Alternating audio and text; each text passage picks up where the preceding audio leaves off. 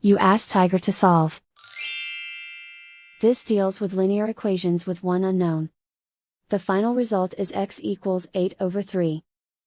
Let's solve it step by step. Group all constants on the right side of the equation.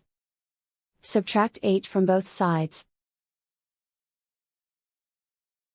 Group like terms. Simplify the arithmetic.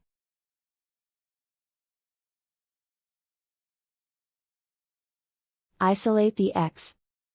Divide both sides by -3. Cancel out the negatives.